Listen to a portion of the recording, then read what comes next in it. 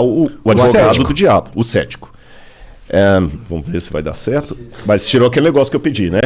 Tá. Olha que lindo isso aí. Quando você vê esse quadro, o que ele diz pra você? Porra, que eles estão num país da Europa onde tem essas montanhas com neve. Muito bem. Esse quadro te dá uma ideia de inteligência, de projeção, de criador? Você poderia pensar no formato das coisas e como eles cada um tem o seu formato. O quadro mesmo, não estou pensando na paisagem não, o quadro, o objeto quadro. Tá. Pra mim parece... Alguém pintou esse quadro. Alguém pintou esse quadro. O Igor já matou a charada. Entendi, sim. Por que você acha que alguém pintou? Por que você acredita no pintor? Por que eu acredito no pintor? Porque... Você nunca viu o pintor. Mas é que eu já vi que é possível pintar. Eu sei que é possível pintar. Eu posso pegar um bagulho aqui e fazer uma versão tosca disso daí, agora. Mas a gente não sabe se é um pintor ser humano. Pode ser um algoritmo que fez essa imagem. Eu sei que não foi, mas poderia. Mas considerando que... Alguém programou o algoritmo. Alguém programou. Então tenho... Exatamente, eu ia chegar nisso. Beleza? Eu tô sendo chatão. E o que mais que esse quadro te diz do pintor ou do algoritmo? Que ele pinta bem. Pinta bem. Que ele tem... Tem bom gosto com cores. Eu gosto da paisagem, parece tranquilo. Uma pessoa sensível. Sensível? Não, eu diria que ele é um cara realista, né? Porque ele tá mostrando uma imagem que parece bem real, assim, apesar de ser pintada, né? Eu acho... Eu sou meio burro, então eu acho que talvez seja um pouco estranho aquela montanha com neve ali e uma paisagem tão bonita pra cá, que ela me parece distoante. Tu não acha? Acho, mas é que eu sei que existem lugares assim, né? Que, tipo, porque a neve forma lá em cima porque é muito mais alto. Não é lá em cima, olha aqui. Lá embaixo? O que tem? Tá um cor de neve. Mas o Mont Blanc da Suíça é assim. Não sei, não manjo. Homem ou mulher que pintou? Não dá pra saber, eu acho. Acho que não dá pra saber. Faço ideia. Sabe quem pintou esse quadro? Adolf Hitler. Caralho, olha lá. Por que eu trouxe isso aqui pra vocês? Eu acho... Nossa, eu vibro demais. Na verdade, até quem mandou... Quem é fã de vocês, gente, eu vou falar aqui, é o Hugo Salles, meu cunhado, tá lá, viu? Tá comendo ali atrás, tá com a boca cheia de coisa também que trouxeram pra ele aqui, junto com a minha esposa ali. O cara tá com a camisa do Boca Juniors. Desculpa aí, né? E o que é pior, gente, a família da minha esposa toda é cruzeirense e eu sou atleticano. Que é? Tem do River também. Cara, tem do River Plate, tudo. Não, ele não pediu foto com vocês ainda porque tá com vergonha, mas depois vocês vão ter que tirar foto. Vamos tirar, senão... Agora pronto, perdi o cunhado. Ou ganhou, né? Ganhou pra sempre. Mas vamos ao ponto. Eu acho, ele mostrou muita coisa do Flow, e eu tinha visto um dos cortes ali, que até mostrava vocês, tudo que eu já assisti um pouco dos podcasts, mas eu sou meio ignorante. E aí mostrou o parte que você estava falando justamente com o Pondé, como é que você chegou a acreditar em Deus e tudo e tal, né? Eu acho isso muito legal, e eu valorizo, de boa. Igor, na boa, não é proforme não. Mas já que eu estou bancando o cético advogado do cão, o que você tem pela natureza e pela lógica é uma certeza tão rasa como a que você tem do quadro. Que se eu te desse aqui 10 nomes para você eu ia acreditar. Você não ia nunca pensar que podia ser Hitler. Não, eu ia chutar Hitler, a menos que tivesse outros nomes melhores. Absurdos. Exatamente. Né? Porque você nunca pode imaginar que um cara que matou 6 milhões de pessoas teria sensibilidade para pintar um quadro. Eu consigo imaginar. Mas eu imagino que a maioria das pessoas não imaginam. Eu entendi, então, pegando a natureza pela natureza, a natureza, como esse quadro, ela me dá algumas certezas mais limitadas. Primeira certeza que a natureza me dá, como quadro, existe um pintor. Mesmo que foi através de um algoritmo, mas teve alguém. O quadro me dá essa certeza. As tintas não iriam sozinhas para a tela formar uma coisa lógica. Esse quadro tem design, ele tem lógica. Mas você não está sendo ceticão, você está sendo... Não, tô sendo ceticão, você vai entender. Agora que vai entrar o cético. Esse quadro me mostra design, ele mostra lógica, ele mostra que tem alguém que o pintou. Mas, quem me garante que esse alguém não é um Hitler? Porque o Hitler pintou esse quadro. Então, aí que vem ao lado do meu cético. Entendi. Essa sua certeza, o máximo que ela pode te dar é a ideia que existe um Deus. Sim. Vamos usar o nome Deus. Sim. Pode usar qualquer nome. Mas quem garante que esse cara não é um brincalhão cósmico? que tá ferrando a gente aqui tudo? Bom, eu não tenho essa certeza. De verdade, eu não tenho. É uma coisa de acreditar mesmo. O que me dá intuição é que aquilo que você estava falando, a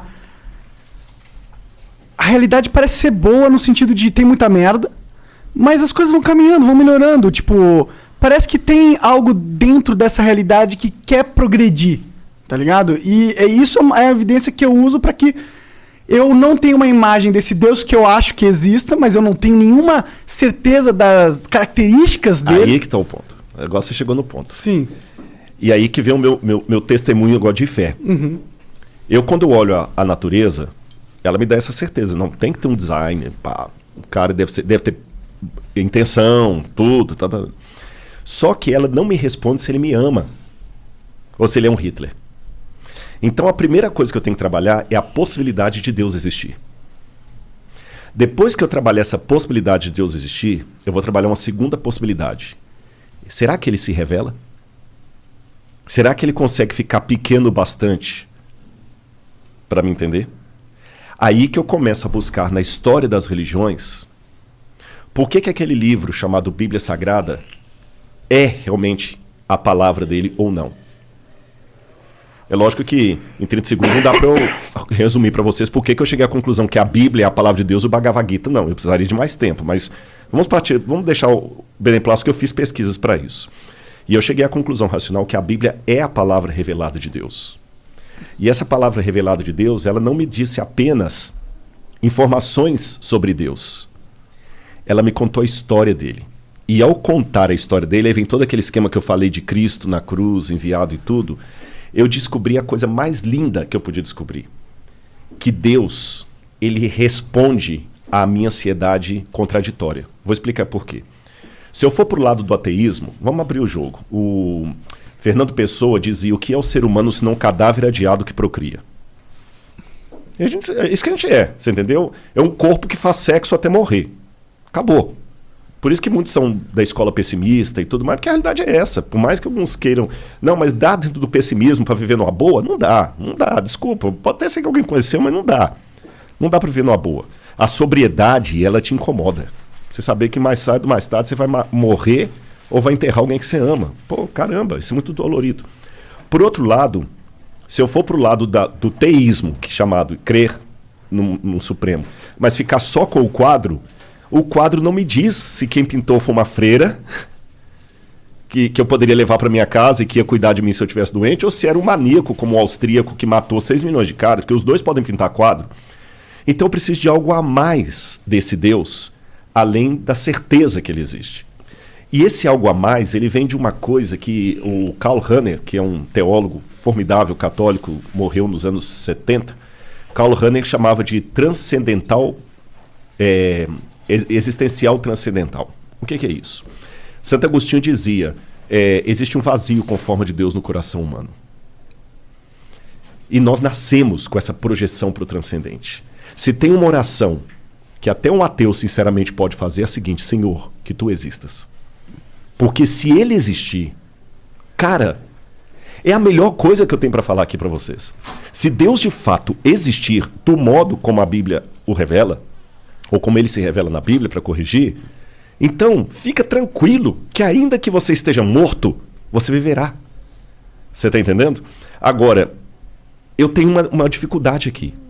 Porque se Deus criou o universo, ele tem que ser muito maior do que o universo. Veja, ele não pode nem pensar, nem raciocinar. Ele sabe. Ele não raciocina. Ele é. Ele é. Ele nem existe. Que existere significa algo extraído de algo. Ele é. Ele é muito... Não tem nem como imaginar Deus. Você está entendendo? Qualquer coisa que eu falar dele, eu vou falar do que ele não é, porque o que ele é ninguém sabe. Eu preciso desse Deus supremo para fazer sentido com a criação do universo e tudo que eu estou falando com você. Senão ele vai ser Odin, vai ser o pai de Thor. Sim, ele vai ser um ser humano. Um ser humano deificado. Mas, por outro lado, ao mesmo tempo que eu preciso dessa imagem grandiosa de Deus, caramba, eu falei da minha depressão, acho que já está na hora de eu entrar nesse assunto. Há momentos em que você quer ser abraçado por Deus. Mas como é que você pode abraçar o transcendente? Como é que a eternidade pode caber no meu coração? Ele é tão grandioso. Aí eu descobri uma coisa. O Martinho Lutero dizia o seguinte: os homens usam máscara para esconder o rosto deles. Deus é tão grandioso que ele usa uma máscara para se revelar. Porque a maneira de Deus se mostrar é se escondendo. Então, de novo, vou contar outra historinha.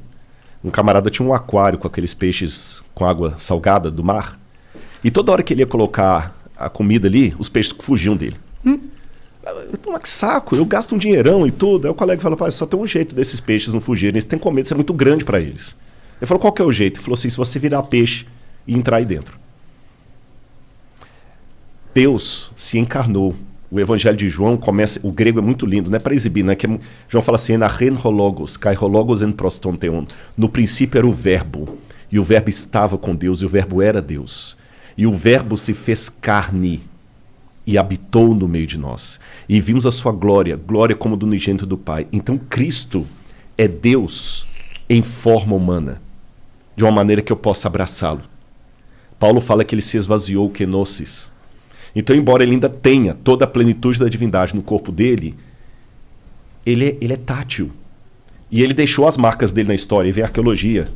Eu fui lá, eu vejo as coisas. Ele passou na história, ele deixou o testemunho, o rastro dele ficou aqui. O DNA, entre aspas, né? Ficou aqui. E quando você se apega a essa fé que é racional, porque se não for uma fé racional, ela é crendice, é fideísmo. Soren Kierkegaard. Não é crendice. Eu sou crente, eu não sou crédulo. Cara, essa fé entra na sua cabeça e ela pega... Aí eu não me peço explicação que eu não vou saber dar. É o que eu falei, é o sabor, você não consegue. Ela pega a sua mente, mas ela pega também o seu coração. E você, com base em tudo isso, ouve aquela voz falando assim, filho, eu tô aqui. Eu te amo. E essa voz fica o tempo todo mostrando sinais. Eu estava muito nervoso quando eu vim para cá com essa ligação. Então, racionalmente falando, não é questão de fantasia não, racionalmente falando, Deus mandou 3 anjos. Mas quando eu falo anjo aqui, não estou falando anjo com asa, apareceu não. São 3 seres humanos, mas que naquele momento que a palavra ângelo significa enviado, ele mandou um... Eu estava muito chateado com a ligação do carinha lá, que queria saber quanto que eu ganhava, como se eu estivesse me enriquecendo nas coisas da igreja. Eu fiquei muito chateado. Eu falei, puxa, vida, agora que eu queria entrar aqui num espírito light para conversar com vocês e tudo e tal. Aí veio o cara lá do hotel, eu fui pegar agora. Ele nem deixou eu pagar. Não, Rodrigo Silva, meu irmão, você vai e Deus está te abençoando. Eu nunca vi o cara na minha vida. É lógico que ele me conhece do YouTube e tal, né? Sim, você entende o porquê. Eu entendo o porquê, não foi nada sobrenatural, mas... Sim. A mente da gente, Igor e Monark, ela busca parâmetros. Quando você compra um carro, você começa a ver aquele carro toda hora na rua. Parece que a humanidade toda comprou aquele carro. Não é? Não, sempre teve aquele carro ali, mas que agora que você comprou, sua mente procura regularidade. Quando você está em comunhão com Deus, você começa a ver ele agindo. Ele agindo. Aí veio na forma desses menininhos aqui, que veio abraçar. O menino veio, o Josué, me deu um abraço tão gostoso que eu senti, Deus falou assim, tá vendo? Você vai lá. Eu vou estar com você. Então, por isso, assim, por nenhum fanatismo, eu acho que você já deve pegar que eu não sou fanático. Um fanático não chegaria ali brincando de paintball com você. Você entendeu? Não, fanático não deixaria eu fumar tabaco orgânico de boa aqui. Você tá entendendo? Sim, sim. Desde que você não faça xixi na minha cabeça. Não tem essas piras. Mas o que acontece? Porque Jesus conversava com todo mundo. Jesus conversava com um intelectual como Nicodemos, mas ele... pegou aquela mulher também que o pessoal queria apedrejar e falou, vem cá, eu não te condeno não, vai, não peca mais, não peca mais, você entendeu? Ele pegou os improváveis, e eu sou fã de Jesus, gente, eu amo Jesus e eu procuro, do meu jeito humano, copiar Jesus em tudo. Consigo? Não, mas eu tento, e é tão gostoso. Sabe aquela música do Padre Zezinho antiga? Amar como Jesus amou, quem é católico lembra. Eu procurei. E, gente, eu falo com vocês, Deus é tão real que quase dá para tocá-lo. Isso te ajudou quando você estava na depressão? Com certeza. Eu vou contar uma coisa para vocês aqui. Olha, é a primeira vez que eu conto isso em rede, hein? Da hora. Mas eu tive que fazer terapia para contar isso aqui. Poucas pessoas sabem disso. Eu estava numa clínica tratando da minha depressão. Eu estava numa depressão tão severa que eu estava com o risco de suicídio. A pior humilhação que você pode imaginar eu tive. Eu tive um ex-aluno, porque eu dava aula na faculdade de teologia, E dar aula de teologia é mais complicado do que dar aula de outras matérias, porque é teólogo, pastor.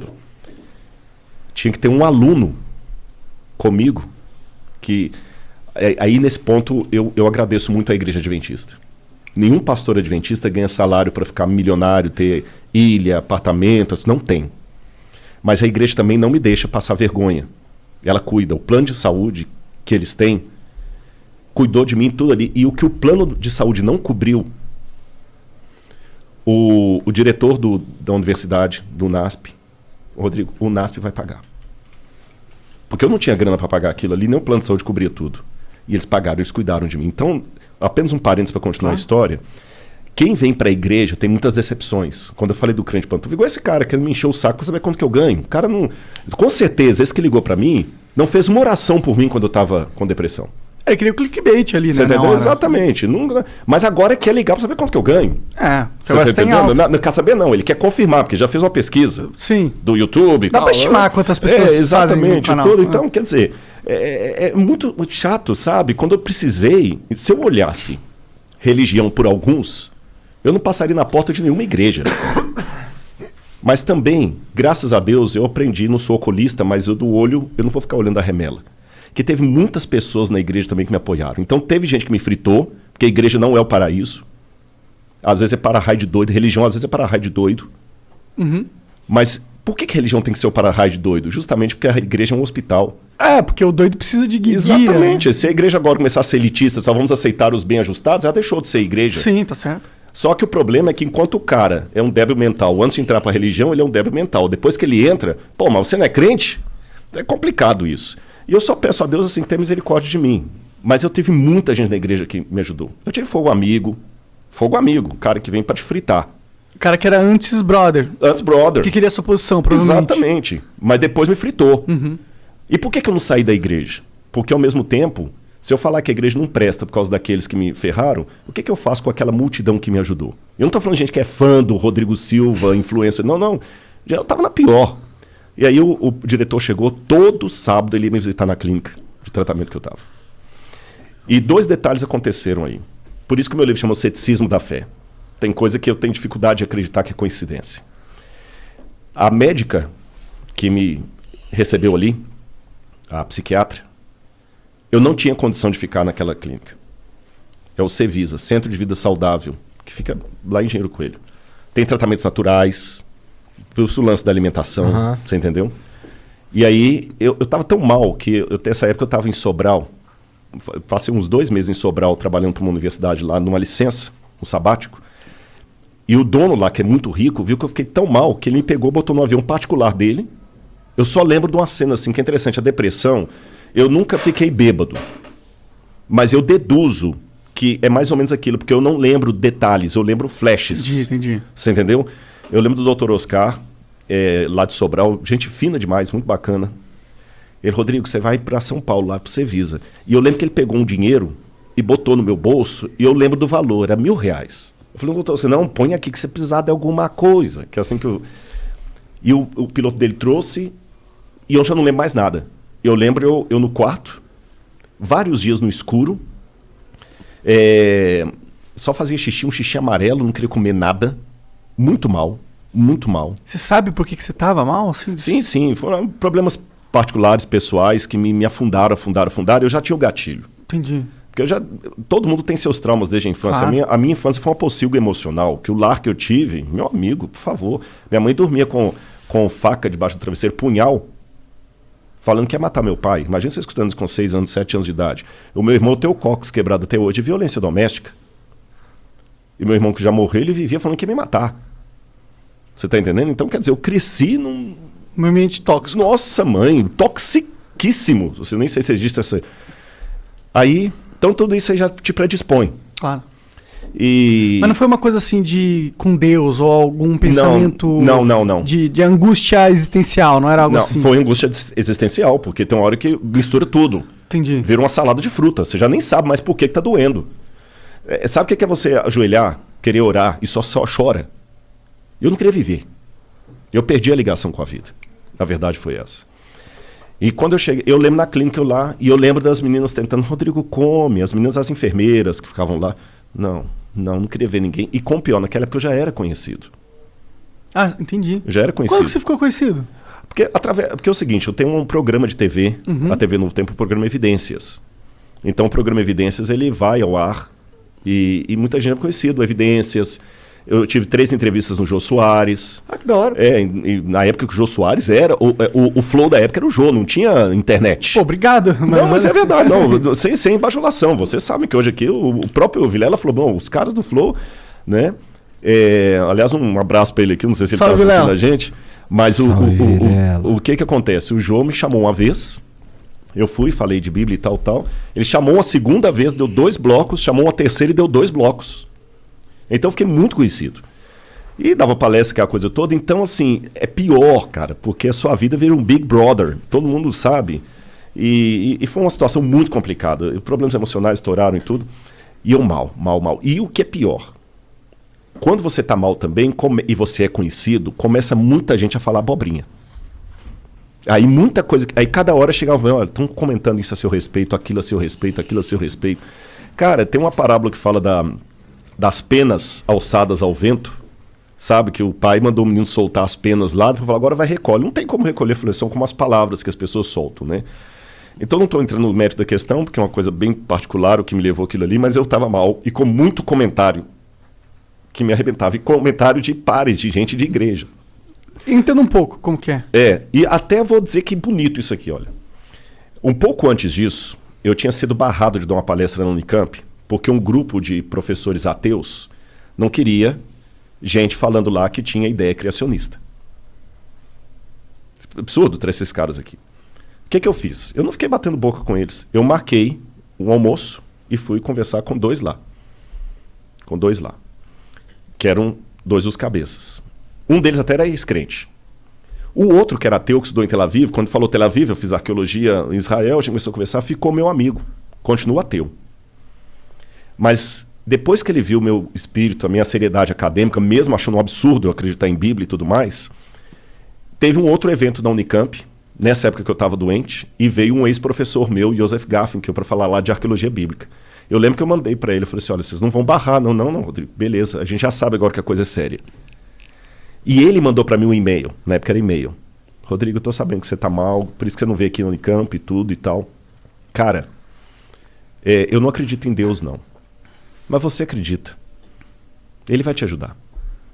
Ah, legal. Cara, isso vindo de um ateu. E eu recebi, até mostrei pra minha esposa esses dias, tá no meu coisa aí também, um camarada falou assim, cara, eu sou ateu, mas se Deus existe, ele vai te abençoar. Pô, cara, eu vou te falar, nesse livro meu eu falo o seguinte, o Betinho, lembra o Betinho? Uhum. O Betinho podia não acreditar em Deus, mas Deus acreditava no Betinho. E eu vou falar uma coisa aqui que vai deixar muita gente oriçada. Eu estou preparado para encontrar vários ateus nos céus e muitos santos, talvez não verei lá. Eu sei que muita gente, como ateu, mas ele não... Eu estou preparado. O céu que eu acredito tem espaço para o ateu, porque, na verdade, só Deus conhece os corações. Eu estou vendo o Igor aqui e estou te vendo. Eu posso fazer um monte de pré-julgamento pela sua roupa, pelo seu cabelo, pelo seu jeito de me olhar e tudo mais e tudo. E tá mais errado, mais por fora do que bumbum de índio. Você pode falar bunda, eu não posso, que fica chato. Aquela história do quadro, né? Aquela história do quadro. Deus conhece os corações. Deus estava comigo ali, mas eu estava anestesiado pela dor. Aí, quando eu cheguei, eu fui saber disso depois, a médica que tinha que assinar para eu ficar lá, chamaram a psiquiatra. Ela foi lá, doutora Natália, inclusive acabou de ser mãe há pouco tempo agora, mora lá em Limeira, depois a gente fez amizade, aí a gente não pode mais ser minha médica, porque fez amizade, né? Ela nem me conhecia. Ela não me conhecia. E ela sabia que eu não podia estar lá. Ou outro médico que estava falou assim, ele não pode ficar aqui não tem condição técnica de recebê-lo, porque se eu me matasse ali dentro, imagina. E ela sentiu uma voz que falou com ela assim, cuida dele. Médica, não estou falando de ninguém provinciano, não. Inteligentíssima. Fez mestrado na Unicamp, muito genial. Nossa, a Natália tem uma cabeça extraordinária. Eu fui saber disso tudo posterior. Ela mesma, como médica, ela falou assim, mas você vai arriscar o seu CRM se ele ficar aqui, acontecer alguma coisa? Vou. Mas eu senti que é para deixar ele aqui e cuidar dele. Nem ela sabe o que ela fez. Sabe? Ela assinou e eu fiquei lá. Ela responsabilizou. Eu estava lá em tratamento. Mal. Um belo dia eu ia fazer uma besteira. Tu planejou? Planejei. Tô contando isso pela primeira vez aqui. Eu peguei uma corda, botei na mochila, saí do quarto. Lá tem um lago muito bonito. Eu ia fazer uma bobagem. Eu não estava ateu. Não. Não. Mas tem um sentimento pior do que o do ateísmo. O nada? O abandono. Abandono. Sentia que Deus tinha te abandonado? É. Você tá entendendo? Porque você descobrir que você é órfão porque sua mãe morreu na gravidez é diferente de descobrir que ela tá viva, mas te jogou no lixo e alguém te achou. Sim. Aí é melhor ser ateu. E, aliás, eu dei um estudo bíblico para um ateu que depois deixou de ser ateu e entregou a vida a Cristo, Peter Gasten, que faleceu. Ele que iluminou o Cristo Redentor, as obras do Niemeyer, ele trabalhava com o Niemeyer. Entendi. E um dia eu falei com um alemão, leitor de Schopenhauer, o Peter falava comigo assim, eu falei, Peter, eu sei porque você não quer acreditar que Deus existe, porque se ele existe e você não consegue explicar a dor, você tem alguém para odiar, então é melhor acreditar que não tem ninguém lá em cima. Só que para mim tinha, e por alguma maneira ele tinha me abandonado. Nesse dia eu ia acabar com tudo. Quando eu desci lá no lago, eu resolvi despedir da vida. E eu falei com ele muito bravo. Falei, olha, eu sei que eu errei na minha vida, o senhor não é culpado de tudo, mas eu fracassei. O senhor tinha talvez muita coisa para mim, mas desculpa. Eu pisei na bola. Fiz porcaria. Na hora que eu estava assim, chegou uma das enfermeiras, sentou do meu lado. Lembro como se fosse hoje. Oi, amiguinho. Eu lembro até a roupa que ela estava. Ela estava com aquelas calças que vai até o... eu vou explicar porque que eu lembro da roupa. É que vai até o tornozelo aqui, chinelo de dedo. Tudo bem, amiguinho? Eu falei assim, não, por quê? Não sei se você que me diz, porque Deus mandou eu vir aqui que você está precisando de mim. Está precisando dele. E a mesma coisa que a médica falou, ele mandou eu cuidar de você. O que tem nessa mochila? Agora eu vou contar o bastidor da história. Essa enfermeira, ela estava no plantão dela. Que lá tem a clínica e tem a casa de alguns funcionários solteiros que é ali dentro. Ela sentiu na hora uma voz dela falando assim, desce agora lá no lago, porque o Rodrigo precisa de você, vai agora. E a voz ficava como empurrando assim, sabe? Vai agora, incomodando, vai agora, vai, desce. Aí ela pegou, gente, mas que isso? Não posso ir lá no lago, eu tenho plantão aqui, eu tenho que... Vai agora. Ela falou, tá bom, eu vou. E ela ainda tinha um problema ainda, que a chefe dela estava querendo um motivo para mandar ela embora. Então ela falou, se a minha chefe me ver deixando o plantão aqui, descendo lá pro lago, vai sobrar para mim. Mas tá bom. Aí ela chamou a amiga dela, falou, me cobre aqui que eu tenho que dar uma saída. A amiga, tá bom. Aí quando ela foi descer, não. Você vai pro quarto, vai trocar de roupa, vai botar essa roupa e vai descer a paisana. Eu falei, gente, eu não posso. Se eu atravessar aqui, a chefe me viu, eu tô lascado. Vai agora. E dando ordem mesmo assim. Quando ela chegou, eu tava lá no lago. Eu sou cético demais para acreditar que isso é coincidência. Então, Igor e Monark, todo mundo que está ouvindo a gente, eu posso ficar aqui 4 horas e posso, não tem perigo. Falando com vocês de arqueologia, filosofia, teologia e assuntos afins, e assuntos triviais, e contando piada e rindo e tudo mais. Mas a minha vinda fica incompleta se eu não der esse testemunho. Eu conheci o pintor do quadro, e ele não é um Adolf Hitler. Faz sentido crer. Eu me senti amado. E eu posso dizer para vocês, aquilo me ajudou tanto na terapia, junto com outras coisas, é claro. Eu estudei bastante Viktor Frankl, a logoterapia e tudo mais. E eu descobri uma força que ela não vem de mim. Eu nunca podia imaginar que eu ia me reerguer. Ele me reergueu, saí. Por alguém que teve depressão severa como eu, tá aqui conversando, contando piada e tudo mais. Venci tudo? Não, mas até é bom, porque senão você começa a se sentir... Você não acabou, né? Nunca, exatamente, é muito bom. E eu me tornei mais sensível. E Deus está me usando tanto, que hoje eu sou um adventista do 7º dia, falo com muito prazer, né? Mas eu já não limito mais o meu leque de conversas e diálogos dentro do meu Todo mundo sabe o que eu acredito. Mas, ao mesmo tempo, eu tô aqui. Então, eu estar aqui, mediante o que aconteceu lá, é um milagre. Porque aquele Rodrigo nunca podia imaginar que pouco tempo depois eu estaria num programa como esse, falando para não sei quantas mil pessoas estão assistindo a gente agora, não tenho nem ideia.